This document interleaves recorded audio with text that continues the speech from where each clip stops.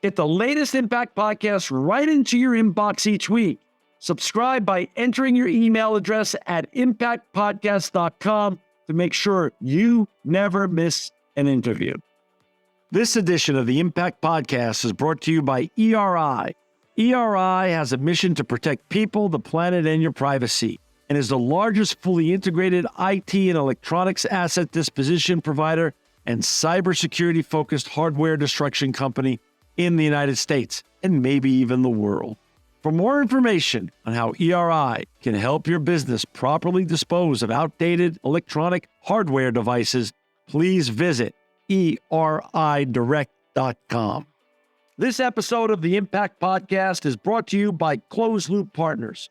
Closed Loop Partners is a leading circular economy investor in the United States with an extensive network of Fortune 500 corporate investors, family offices, institutional investors, industry experts, and impact partners.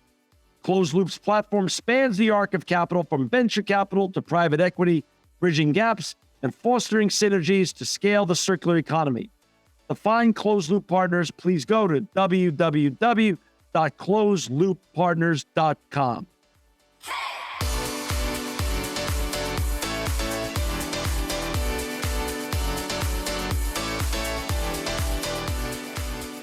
Welcome to another edition of the Impact Podcast. I'm John Shigarian, and I'm so excited to have with us today Sonya Gafsi Oblisk. Thank you, Sonya, for joining the Impact Podcast. Well, thank you for having me. I'm very excited to be here today. Sonya, you're the Chief Merchandising and Marketing Officer at Whole Foods Market, which everybody has heard of Whole Foods. But before we get talking about what you and your colleagues are doing at Whole Foods Market to make a better world for us and to make better food for us to eat and enjoy, I want to hear a little bit about your story. Where did you grow up and how did you get on this very fascinating journey? Yeah. Well, I'll start by saying, often people tell me I have their dream job. So I have my dream job as well. So I love talking about that. I love sharing a little bit about what we do at Whole Foods and why it's so special. But my career journey, let's see, where did I grow up? You asked that. I grew up in Washington, D.C., like the near-in suburbs. I actually went to school in the city. And for those that are familiar with Washington, it really is a very special place, not just because of all the military and the government, but more so there's a really big global community in Washington. So I grew up surrounded by people from all different parts of the world, all different cultures, religions, ethnicities. My father was an economist for the World Bank. So I had a very special childhood in that I really did get to experience like the globe and travel to some incredible places back in the day when people didn't travel there. So that really framed a lot of my perspective just around people and interest in people and food, and in particular agriculture was his specialty. So I picked up a strong interest for that and how people cook and live. So in college, I actually studied sociology, which kind of ties back to my interest in people and understanding. I did a bunch of work, including an honors thesis, really digging into research and insights, which kind of led me into a path on customer insights and market research. It's really how I started my career. A lot of people would, I guess, today call that role more of an analyst role. So I did that, but also did a lot of primary research that then led me after a couple jobs back to business school, where I did a very traditional path of brand management and interned with big CPG companies and did that right after business school. Learned a ton about food manufacturing. Again, that was my space. Also branding, all of everything on supply chain and science and buying commodities and understanding the customer and how we think about new products. And that eventually led me to a place where I joined a retailer and took a job leading their private label business, which is kind of the interesting fusion of consumer product goods as well as retail. And so that started my retail path, and it started my retail path in merchandising, which I then pursued and kind of had responsibilities both in merchandising and marketing, which 9 years ago then led me to Whole Foods, where I have been ever since. Wow. Well, wait a second. Let's go back a little bit. That's a fascinating journey. Sonya, growing up in DC, I grew up in New York City. So to me, Oh, wow. as you Okay. said, it's they're very analogous in terms of diversity of populations, Yep. openness to all different types of wonderful food and things of that such. Um, and it's an education unto itself. No matter where you get classically Yes. educated in each of those cities, just the education you get from the immersion of the Yes. globalness and diversity, it just enriches your life from the get-go. For sure. I always say I have such an advantage of just growing up with such a global perspective Mm. on people, on the economy, like particularly about food and trade and agriculture. That really, it sets you up as you think about like what is out there in the world for me to do in my career, or how do I want to have impact? How many lives you can touch through various industries and roles. And that really kind of, I think, was the connection and draw for me to build a career around food, whether it was on the brand management side, actually leading product, or even in the retail environment, whether it's be in merchandising, around assortment, or in marketing, around telling the stories of the incredible products that we have and sell, and particularly at Whole Foods, all of the work that we're really doing to change and improve our food system, which is so important for customers to understand that. I love the story about your dad because I can relate. I took my children on business trips as well. What's your most memorable, or a couple of your most memorable trips, Oh. dad as a young lady? Gosh, probably the most memorable one, and this I'm gonna date myself because I'm very old, back to like the early or mid 80s. But traveling to Bangladesh, which at the time in the mid 80s, I don't even think people knew where that country was, what it did, but actually being in on the ground there over the summer when it's monsoon season, and like their number one challenge as a country is really around water management. But just to see what that is like in a place where there's very few roads, there's very little infrastructure, there's very little established economy and opportunities, and just an appreciation for how differently people live all around the globe is like an incredible thing to see and internalize as a young child. I love the word that you use, globe, because I never really used that word until I was in a business dinner with my son, who I pulled out of high school. And we were in South Korea, and they were hosting it. My partners were hosting a dinner for him, and they're part of the LG family. And there was a gentleman named CM Koo, who his father was one of the 6 co-founders of LG. And he said to my son, did you have a break in high school, or did your father pull you out? And he said, no, my dad pulled me out and just said, come, you're going to come with me, and we're going to travel throughout South Korea, Japan, and China on a business trip.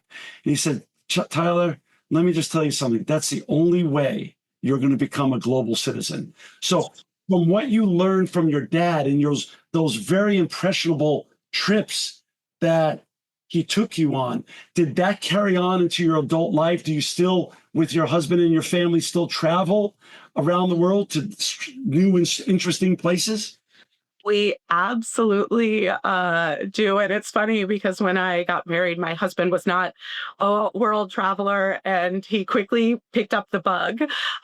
So the more remote we can get to, the better. Like we love to go off the beaten path. We are also both very passionate scuba divers. So there's a great intersection between experiencing the beauty of nature and the natural world and trying to get off the grid. Like we never go on vacations to big cities or anywhere populated. We really do try to experience the natural world, be off the grid. One of our recent discoveries is the island of Tobago, which that's again, most of that island is actually national park, and they're one of the first islands to preserve national park back in the 40s.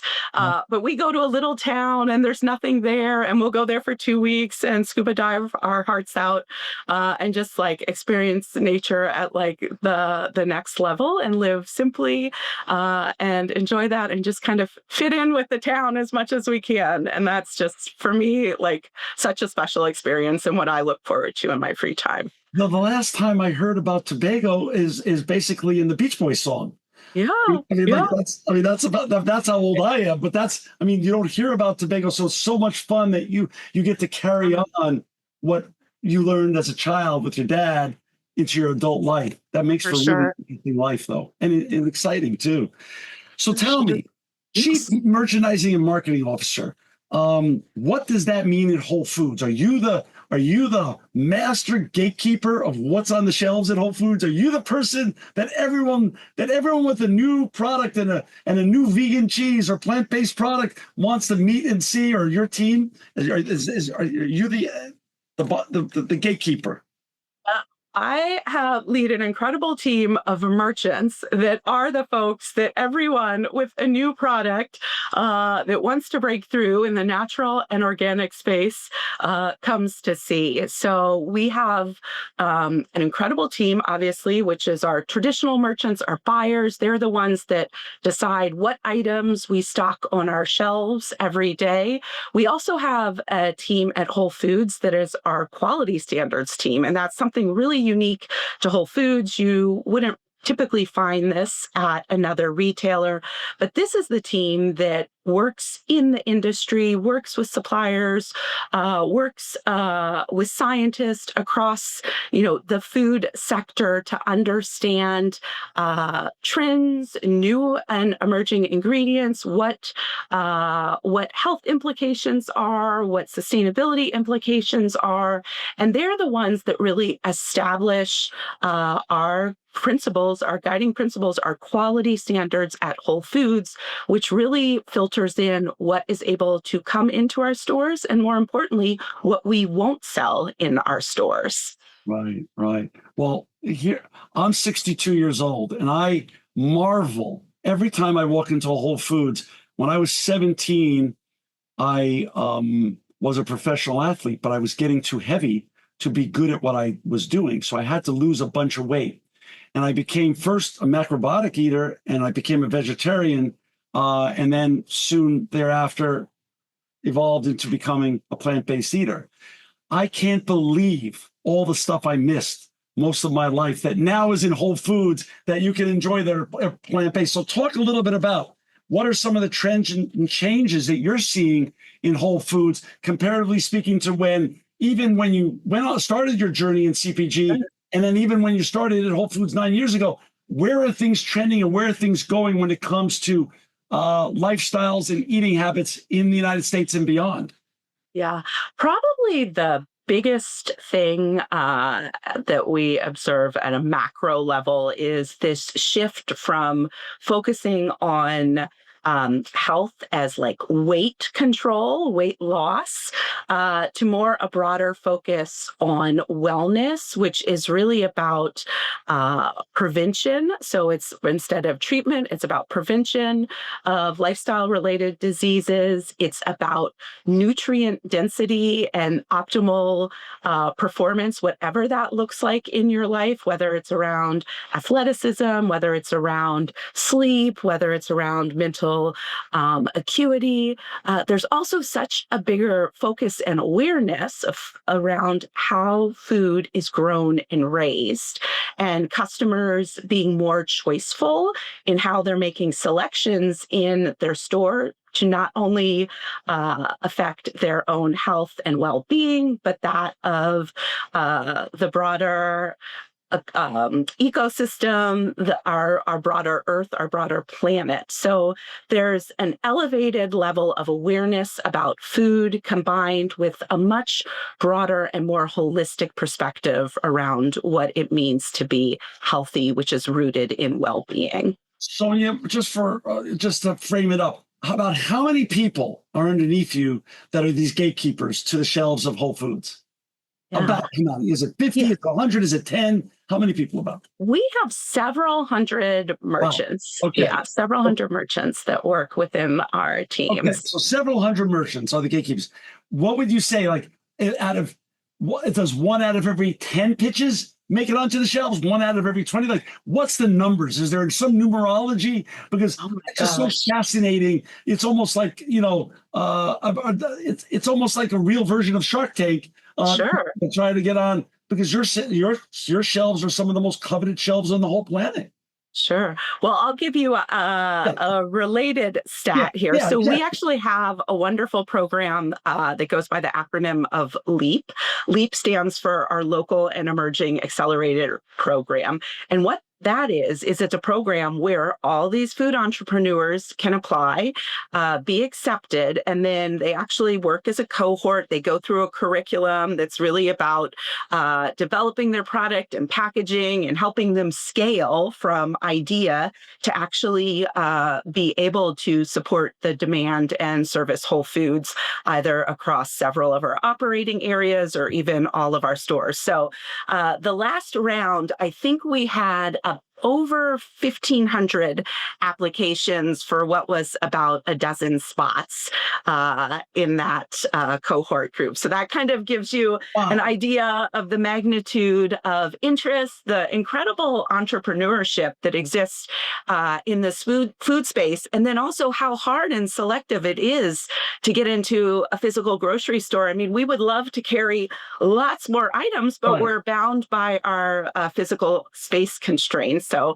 it's always a balancing game to make sure that we are maximizing our relevance for customers, that we're staying ahead of trends, and that we're bringing them the best value possible. If you've just joined us, we're so happy to have with us today Sonya Gafsi Oblisk. She's a Chief Merchandising and Marketing Officer of Whole Foods. To find Sonya and her great team of merchandisers and marketers, please go to www.wholefoodsmarket.com. You don't have to write that down. If you're driving or in the gym or walking your dog right now, that will be in the show notes. And everybody knows and loves Whole Foods. Before we get talking a little bit more specifically about trends and agriculture, talk a little bit about standing out. I'm sure among all the wonderful merchandisers underneath you, there's a couple of legendary stories of someone pitching a product that should be on your shelves and did something in the meeting or post-meeting or pre-meeting that made them stand out and get your attention beside the product they were selling. Do you have like a legendary inside baseball story that you could share? I have a timely inside baseball story. I'm not sure that it's going to hit you on the standing out, but it is about kind of how we work at Whole Foods and the ethos of how we discover things. And that is, you probably read in the news last week, a brand by the name of Poppi, which is a probiotic soda, sold itself to PepsiCo. So they closed the deal that was close to a $2 billion deal. Poppi was actually discovered by one of our foragers. That is another role we have within our merchandising team, is local foragers. So our local forager at the time, by the name of Kelly Landreau, was at the farmers market in Dallas, where she would often go to scope new items. She met Allison and Stephen, who are the founders, was like, this is an interesting product. I'd love to bring you into Whole Foods. Cultivated that relationship, relationship and really helped them go from these probiotic soda that they're selling in a mason jar to what is on shelf today in beautiful branding and packaging in the cans that you see and enjoy at your local Whole Foods, the brand extension into new flavors. So just a lovely story, but there are, I dare not exaggerate, thousands of those stories around. It really was the talent of our local foragers and our local teams that saw a spark of an idea, something differentiated, unique. I mean, that's the to me, the coolest thing about so many of our products is they're actually creating new categories. Like probiotic soda wasn't a category. We had one choice around if we wanted soda, and that was it. And so just the ability to constantly innovate and create really new and interesting products and categories and have all that serve our higher purpose, which is to nourish people on the planet with great food that helps them on their wellness journey and helps them to be more food aware and is done in a way that is respectful and sustainable to our earth is such a big win. Shout out to Kelly. Hey, Kelly, call me. You deserve a commission. I can negotiate that for you. Just call me. My granddaughter, who calls me Poppy, she's 5 years old. She calls me Poppy. When we sit down for dinner at her house, she always brings me a can of Poppy for herself and for me. Oh. So huge. I mean, so really, like you said, you took two trends, cleaner, better soda. And then the trend, of course, which I remember seeing it probably first in your stores, of kombucha. And right. Pretty much merge those two trends.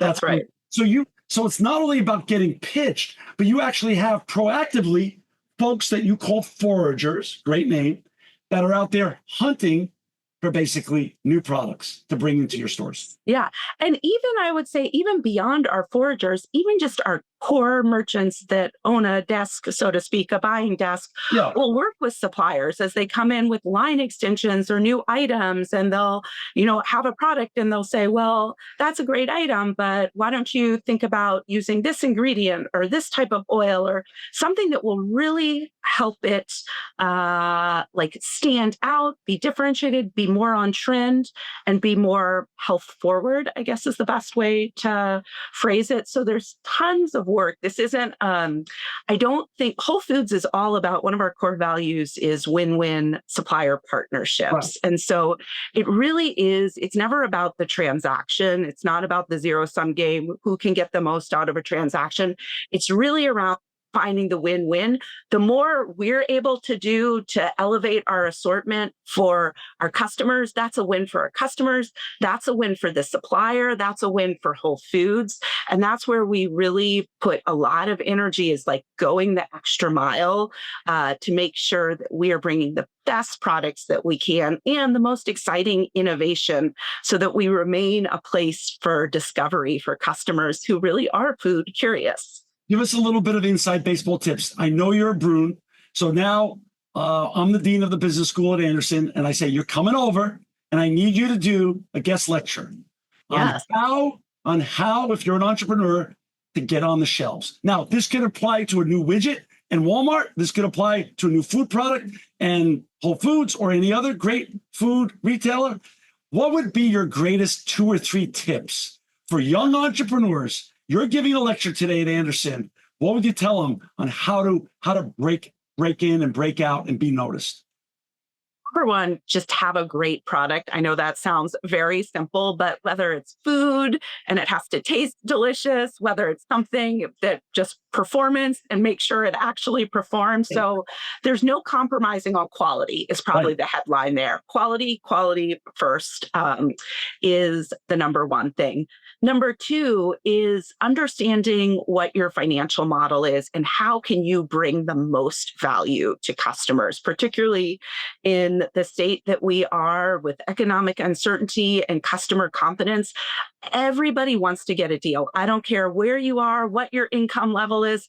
That is a human truth. Everybody wants to win. So everybody wants great value. And so really making sure that you're optimizing your cost and your price, and that you have a proposition that is going to be able to reach the broadest audience that you want to connect with. And then third, and really importantly, particularly whether it's in food or general merchandise, is making sure that you can stand out in shelf. So that's where it's like great branding, like innovative packaging, but like that you're going to be sitting in a sea of other options. And why is someone going to pick you? And it's really making sure that your brand, your product is like super shoppable and has stopping power on shelf. That is great, great, great advice. I love it. I love it, man. That would Anderson should have you back there. You should be giving that guest lecture. That's what should be happening. Now, agriculture is in your DNA. Obviously, you spoke about your dad's very important job at the World Bank, and in agriculture, you grew up hearing that the terminology and the importance of agriculture and travel with your dad. Talk a little bit about, I've had a lot of guests on the show talking about all these new agricultural trends, climate smart agriculture. It's called all different things, sustainable agriculture. Talk a little bit about sustainable agriculture, climate smart agriculture, nutrient dense food compared to processed foods, and how do you communicate and educate the importance of these new trends to your clients so they'll be more adventuresome to purchase some new products and help nourish their families even in a better way. Yeah. So I'll start with climate smart ag. The way we think about climate smart agriculture at Whole Foods is it's really a broader umbrella around, farming and growing methods that are focused on supporting the sustainability of our overall planet, and particularly our farms and farmland. So within that, the thing that people most are familiar with and probably most connected with is organic. So organic is one, climate smart farming method that really focuses on reduction of pesticides and any synthetics that may impact food health, but also our soil health. So that's one area. An area where folks you hear a lot about now as more of emerging space is really around regenerative agriculture, which is really farming and growing methods that they're focused on improving soil health. So this, again, it becomes sustainable because it's improving soil health. It's capturing carbon. So that's helping our overall environment. And then also focused on biodiversity. So it's not just about the one crop that we're growing, but also about the overall ecosystem, including animals and pollinators and everything else that live in that area. So there's like a big swath of climate smart ag. I would also say, like, all of this, while many of it is new and trendy, it really is a back to the future in so many of these cases, particularly if you think about regenerative ag and historically how people who really were subsistence farmers diversified naturally. Like they had different livestock and they had different crops because they were actually supporting their family or their town or whatever it was. So it was just the natural way to do things, which actually had a synergistic benefit in terms of ensuring that the soil was healthy and strong. And to your comment around nutrient density, that is one of the most exciting things that we are learning now. Our quality standards team is very much engaged in the industry and with scientists doing discovery in this space, but it's actually that soil health impacts the nutrient quality of food. And so it's not just, I always, when you think about products or marketing, you're always looking for the what's in it for me, for customers. And oftentimes we have that dynamic tension on sustainability that like everyone wants to be more sustainable and support the earth. But it's like when it comes down to making the decision of what am I going to buy? Am I actually going to, change this habit? It's sometimes harder to get people on board with that when you actually get to a space place where I'm like, wow, if I buy this food that was regeneratively grown, it actually is even better quality, better for me.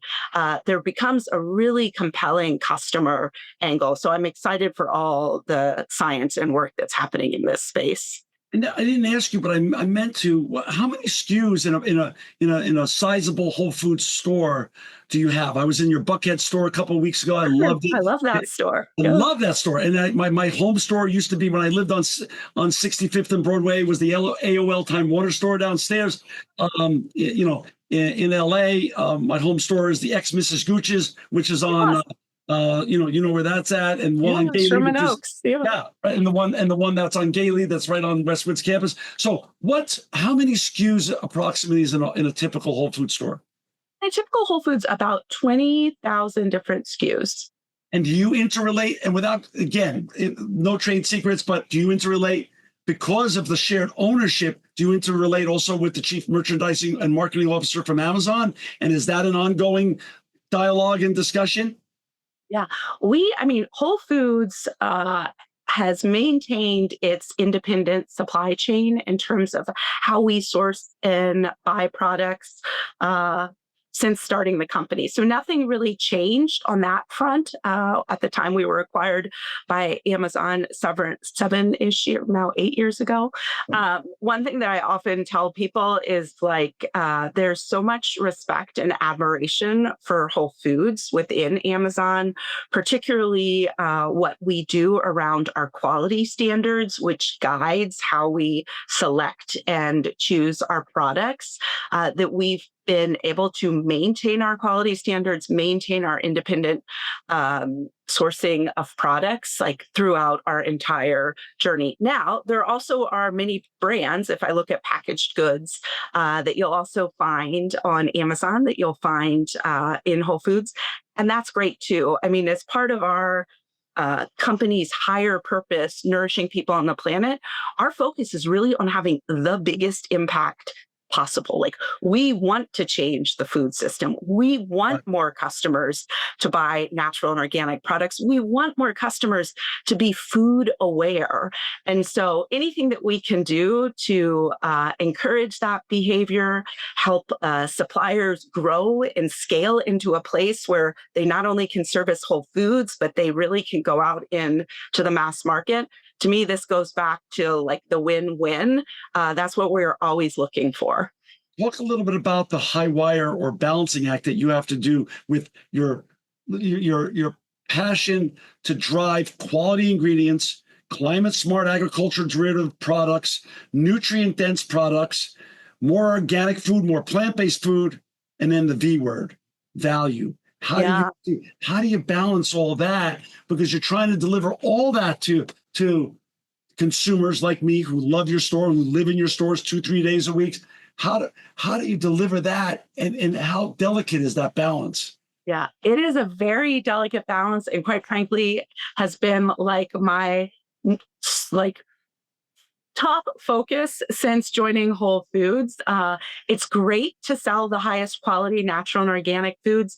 It's not great when that food isn't accessible and approachable to as many customers as they possibly can be. And so that has been so much of my journey over the last 8+ years here, is really getting us to a place where we are as inclusive and as accessible to as many customers as we possibly can, which includes, particularly in the last couple of years, our merchants have done a phenomenal job working with suppliers to really manage costs in an inflationary environment, which has resulted in us being able to lower prices of over 25% of the items in our stores, which is huge. We also continue to grow our private label business. You know, we have over 1,000 organic items currently in private label that are all at an incredible everyday value. We've also lowered prices on many of our private label items. So, as I said, it's really around getting as many customers as possible the opportunity to shop our stores, to realize whatever their health aspirations are, as we all go on this journey of becoming more food conscious. Yeah, the other day I bought plant-based private label American cheese and Gouda cheese from Whole Foods, and just delicious and very, very reasonably priced. Really reasonably priced. I was Yeah. shocked actually the price. I literally love that you said that because so many, I mean, we hear that all the time from customers. They're like, I had something in my mind from 5 years ago, 7 years ago, Yeah. 10 years ago. I was shocked at the amount of sales and value. And that's been particularly in this economic environment. Customers are very tuned into sales and promotions. And so we really have put extra effort into ensuring we have like the most aggressive, most compelling weekly sales that we possibly can, and that they're super relevant to the season, like that we're offering deals on best of season produce, on new items that really encourage and inspire folks to come visit the stores, but also in a way that feels like super permissible for them to buy and enjoy things that they may have just had old beliefs about that, well, we're like, oh, this isn't for me. So thank you for saying that. Yeah, no. And it goes back to, Whole Foods. I because I've been so food conscious most of my adult life since I'm 17 or so. I followed the beginning of Whole Foods to where you are now. And John Mackey obviously was a mission-driven person. He created a mission-driven brand, to democratize the best quality food for the most people and make the biggest impact. It's amazing. How does your leadership style fit in with the mission, but how do you also lead your merchandisers, foragers, and all the others that you influence to innovate and keep doing the great work you're doing, but never lose your legacy mission, never dilute the great brand that the Whole Foods is? Yeah. Well, I had the fortune of working for John for over 7 years, which is very Oh, unusual to actually have the opportunity to work directly for a founder for so long. And so he taught me many things about our culture here at Whole Foods. The first of which, and why he was such a joy to work for, was his focus on team member empowerment. So one thing that when I think about John and working under his leadership is like he really did get the best out of people because he empowered them. He hired smart people and empowered them to do their jobs. And to me, that's something I really try to carry forward into our organization here at Whole Foods. So that's one big focus. The other is just really, we have incredible core values. We have incredible leadership principles. So really staying anchored into those. I talked a little bit about win-win supplier partnerships, but I look at the win-win broadly across our organization, whether it's putting together programs between merchandising and operations, or how we're thinking about our go-to-market plans for marketing for a holiday. There's so many ways when you approach every opportunity as a win-win that you just create more abundance for everyone involved. The other big value that I'll just highlight that really, I think, informs my leadership is around shared fate, which is something we talk a lot about at Whole Foods. We even talk about shared fate with self-accountability. So it's you're thinking about others. We live in a world and a team that's interdependent, highly matrixed. It's like we can only get there if we all work together and have this common end vision, this common end state of what success looks like. So working towards that, but also holding yourself personally accountable is a big part of being able to live this value of shared fate.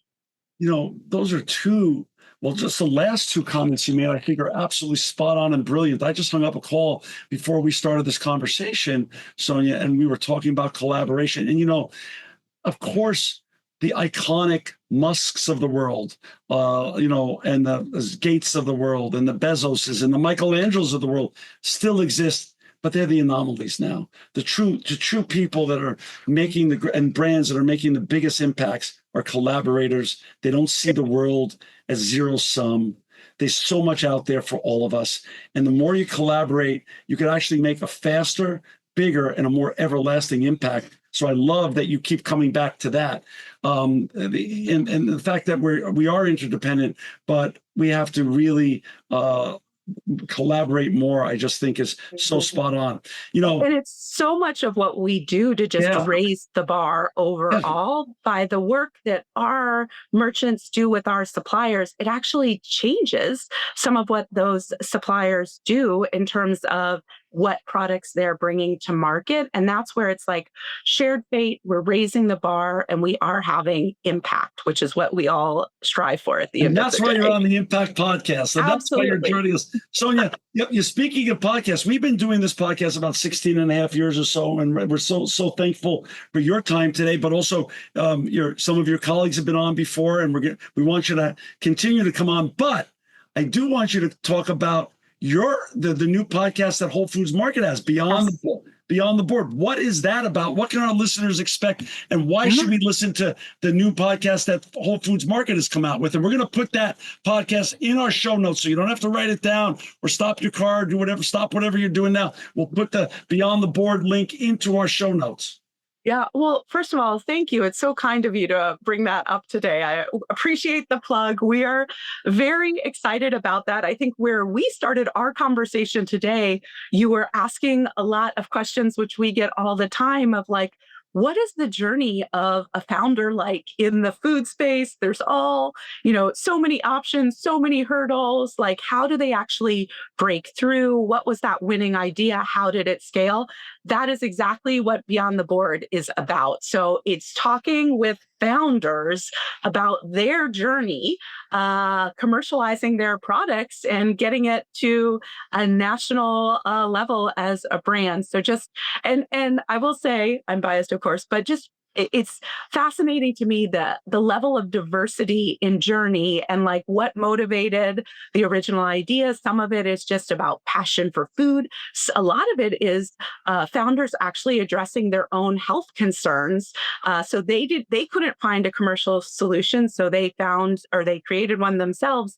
But just hearing all of that and then understanding like what it took to build those brands, that is what we cover on Beyond the Board. We got to have as guests now the husband and wife Poppy team. Oh, already done. We did that last week, John. So. Oh my gosh, I got to tune in. Oh my gosh, I'm behind. Talk a little bit about, we like to always throw in a plug on this show for sustainability, and everything Whole Foods represents is impact and sustainability. Any major trends in sustainability that you're the most excited about, Sonya? Yeah. Well, probably for us, when I talk to customers, there's a couple things that folks really connect to or would love to be able to impact further with their grocery retailers, specifically Whole Foods. One is around recycling. So I think that's one area where customers are most attuned to, like, I want to minimize my consumption of single-use plastics, and then I want to be able to recycle all of the products that I possibly can. So we're very mindful of that, even in like behind the scenes in our operations, even things as like tactical as like the paper that we use for price signs, like we make sure has a certain recycled content, or the containers where you're at the hot bar shopping for. So we really think circularly and hold ourselves accountable and to a higher bar. And we want to be able to give that information and solutions to customers who are mindful of that space. The other one that I am like specifically passionate about, given my background, is also in food waste. So ensuring that we are minimizing any type of food waste coming out of our stores, that we are redistributing as much food as we possibly can, or repurposing or converting that food when possible. So lots of work going around there. We have two cool programs that are customer facing that have really helped us over the last year since we've launched them at Whole Foods. One is we partnered with an app called Too Good To Go. And through that app, customers can go online and pick surprise bags. So it's basically food that you buy at a super discounted rate from a retailer. They usually have you go and pick it up at the end of the day. A lot of restaurants often do this. So at Whole Foods, we have goodie bags from bakery and we have goodie bags from prepared foods. The value, I believe, is like over $30. Customers buy it for less than $10.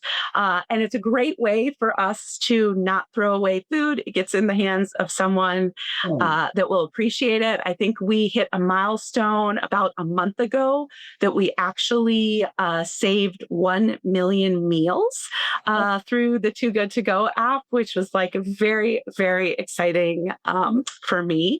The other thing, which I'm, depending on the time of day when you're shopping at Whole Foods, particularly if you're there in the morning, you might see stickers on certain products that are, we call it Enjoy Today, 50% off. So those are products that it's like they're at their last sellable date. The food is still good, but we want to make sure instead of, if nobody buys that, we don't want to have to throw it away. We would rather offer it at a discount to either our team members or to our customers to purchase. So there's a million other things, but very, very proud of the work that we're doing to reduce food waste. We're gonna put that to what's a Too Good? Too Good To Go app. Too Good To Go. We'll put a link to that app in our show notes as well. Let's go back again. Now you've been asked to come back to Anderson for a different reason. Entering freshman class who now want some advice, some guidance on the next 4 years and beyond. And obviously, you've just convinced me over the last hour that you do have the dream job that I want, actually, as well. So since you've made a great case, share some advice with the incoming class over at UCLA, just freshmen right out of high school, before they even get to Anderson. They're going they're part of a new generation of young, wonderful people that just don't want to make a living, but they want to make an impact, just like you're doing with all your colleagues at Whole Foods. What advice is it?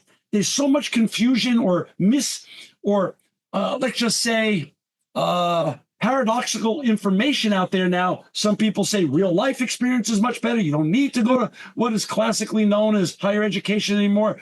Higher education is better. Some mix thereof. What say you? Yeah, what say me?